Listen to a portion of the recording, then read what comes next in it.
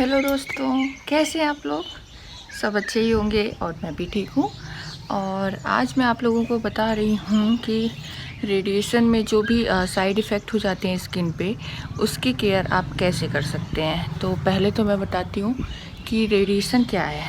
तो रेडिएशन में जो एक्सरे और हाई रेस होती हैं, उनको पर्टिकुलर जिस पोर्शन पे आपका ट्यूमर है, कैंसर का कीमोथेरेपी, कैंसर का ट्यूमर निकाल दिया गया है, तो उस एरिया पे उस रेस को फोकस किया जाता है, जिससे वहाँ का जो भी टिश्यू है कैंसर का वो जल जाए। तो जो स्टार्टिंग की स्टेज होती है उसमें ऐसा इसलिए किया जाता है ताकि वो वापस से ना आए, ठीक है।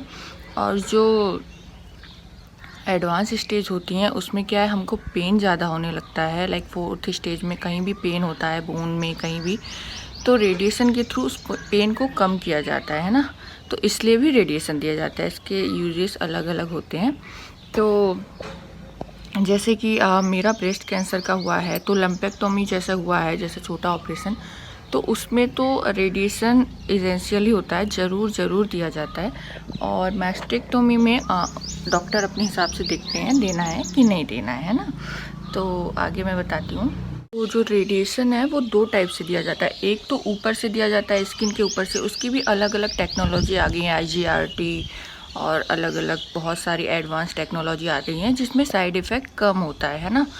और लास्ट में बूस्टिंग के लिए 4-5 रेडिएशन के और सेशन भी दिए जाते हैं, बूस्टिंग की जाती है लास्ट में, है ना।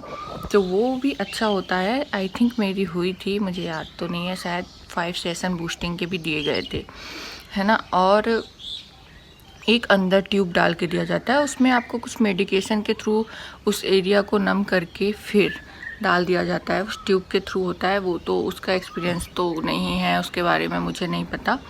बट जो मेरा है ब्रेस्ट कैंसर का, उसका मैं आपको बताती हूँ। स्किन केयर तो सब में सेम सा ही है, तो वो सब में आप लोग कर सकते हैं ना।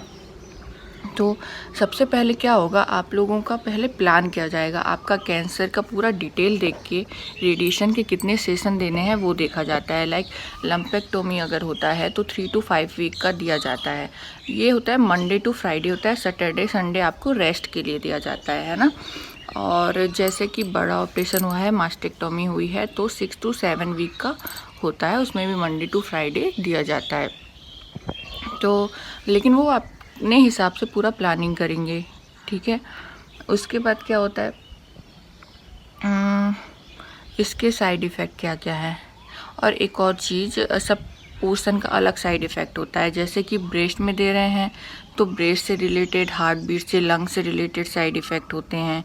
सिर पे दे रहे हैं तो बाल झड़ने वाले साइड इफ़ेक्ट होते हैं, है ना।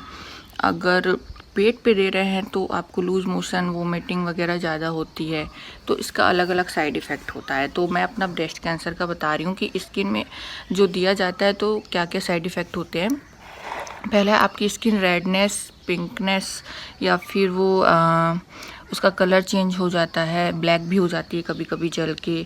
आपकी स्किन में खुजली होती है, इरिटेशन होती है, आपको थोड़ा सा टायर्डनेस, थकान सी रहती है, अनकंफर्टेबल सा लगता है। और ब्रेस्ट में स्वेलिंग हो सकती है, उसकी साइज में स्वेलिंग की वजह से चेंजेस आ सकते हैं। ड्राई कफ हो सकता है, मैंने बोला ना लंग से रिलेटेड होगा यहाँ पे, तो ड्राई कफ हो सकता है। और बहुत कम लोगों को शॉर्टनेस ऑफ ब्रीथ होती है, ब्रीथ थोड़ी सी प्रॉब्लम हो जाती है सांस की, कभी कभी, बहुत रेयर है, वो होती नहीं है। और अगर अंडर आर्म्स के बाद लिम्फ नोड पे दिया जाता है तो आर्म की स्वेलिंग हो सकती है ना। और जो बहुत ही मिनिमम जिसका रिस्क है वो है आपका जो पसलियां हैं उसमें फ्रैक्चर या दर्द होना, है ना। चेस्ट वॉल में दर्द होना, हार्ट का डैमेज होना, ये हो सकता है, वैसे होता नहीं है, बहुत कम है ना। सेकेंडरी कैंसर का आना, ये ऐसा लोग सोचते हैं, तो ऐसा उन लोग में होता है जिसका 20-30 साल तक ठीक ठाक चलें तो फिर बाद में आ जाता है। तो रेडिएशन से ऐसा कुछ नहीं होता है कि सेकेंडरी कैंसर आता है ना। तो ये सब उसके रिस्क हुए। इसका रेडिएशन का प्रोसेस मैंने बताया है, आई बटन देखिए और वीडियो जाके देख लीजिएगा कि इसमें कैसा कैसा प्रोसेस होता है, सिटी स्कैन, टैटू, ये सब होता है। तो अब हमको स्किन के लिए क्या क्या सावधानी रखनी चाहिए वो मैं आपको बता रही हूँ। पहली चीज़, स्किन पे कोई भी लोशन, कोई भी क्रीम आप लगा रहे हैं तो आप डॉक्टर की एडवाइस लें, क्योंकि उसमें केमिकल फ्री होना चाहिए। तो ऐसा केमिकल वाला नहीं लगाना है, इसलिए डॉक्टर से एक बार पूछें ज़रूर जाके। और कोई भी सोप है तो उसका भी पीएच न्यूट्रल या सही होना चाहिए, और उसमें केमिकल फ्री और उस स्मेल फ्री रहे तो अच्छा है, केमिकल नहीं होने चाहिए। अच्छा है कि आप सावर जेल यूज़ करें, नहाने की जगह आप सावर लें, वो ज़्यादा अच्छा है। उस स्किन एरिया को कभी भी रगड़ के नहीं पोंछना है, उसमें खुजली वुजली कुछ नहीं करना है, उसको ऐसा टॉवेल से हल्का हल्का सा ऐसा प्रेस करके पोंछ देना है ना, ज़्यादा वहाँ पे कुछ भी टच वच मत करो। और क्या करना चाहिए वहाँ पे, कोई आपको जो ब्रा है वो वायरलेस पहननी है और स्पोर्ट्स ब्रा पहननी है ना। और इस टाइम पे लूज़ कपड़े पहनने, लूज, जितना ज़्यादा उस एरिया को खुला रखेंगे वो ज़्यादा अच्छा है, बट इन्फेक्शन ना हो, ठीक है। थोड़ा सा हवा वगैरह उसको मिले।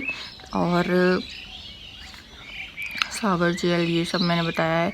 शैम्पू भी आप यूज़ करते हैं तो सॉफ्ट, सब कुछ सॉफ्ट यूज़ करना है, केमिकल फ्री यूज़ करना है, ठीक है ना।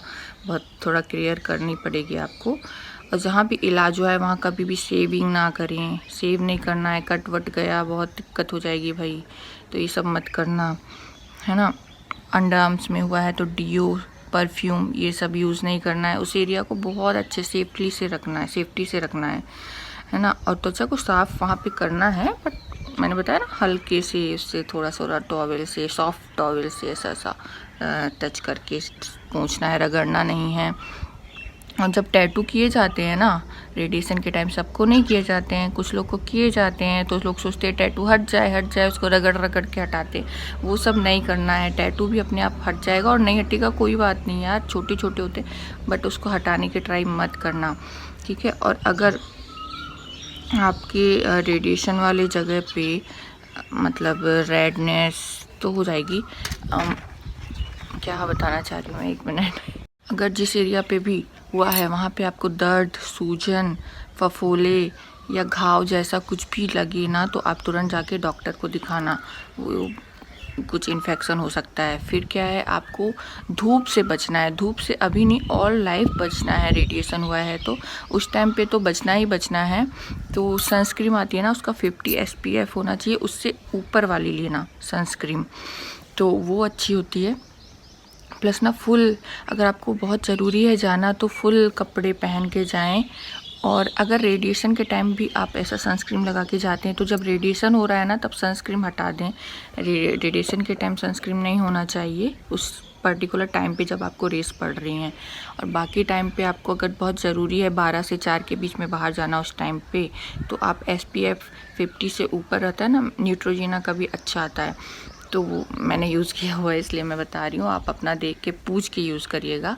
तो वो आप SPF का यूज़ कर सकते हैं। और उस पार्ट में ज़्यादा गर्म ज़्यादा ठंडा कुछ भी यूज़ नहीं करना है। लाइक आपकी हॉट बाथ ले लेते हैं, नहीं भाई, अगर आइस क्यूब यूज़ कर लेते हैं, ये सब कुछ यूज़ मत करना, नॉर्मली जैसा है वैसा रहना। प्लस आपको जूस अच्छे से लेना है। अब जो पेट वाला है तो उन लोगों को दूध वगैरह का मना करते हैं, तो वो सब ना आप एक बार डॉक्टर से क्या क्या प्रिकॉशन रखने हैं वो ज़रूर पूछ लेना। बाकी स्किन का केयर सबको ऐसे ही करना पड़ता है, और लूज़ कपड़े पहने। और इसका असर कितने दिन बाद होता है, जो रेडिएशन का असर है ना, शुरू के 2 वीक में नहीं पता पड़ता है। सब मोस्टली लोगों को, बहुत वीक हैं जो खा पी नहीं पा रहे हैं, उनको तो शुरू में ही पता चलता है। तो जो मोस्टली लोगों को 2 वीक के बाद पता चलने लगता है, और सबका अलग अलग होता है साइड इफ़ेक्ट, है ना। तो लेकिन उसके लिए खाना पीना ज़रूर यार, खाना पीना छोड़ दोगे तो बहुत प्रॉब्लम हो जाएगी। कोई भी लोशन वगैरह कुछ भी यूज़ करेंगे तो आप डॉक्टर से एडवाइस लेके ही करेंगे। बाकी मैंने स्किन केयर के टिप्स पूरे दे दिए हैं, तो आप वो सब प्रिकॉशन रखिएगा और आप अच्छे हो जाएंगे, ठीक है। Thank you.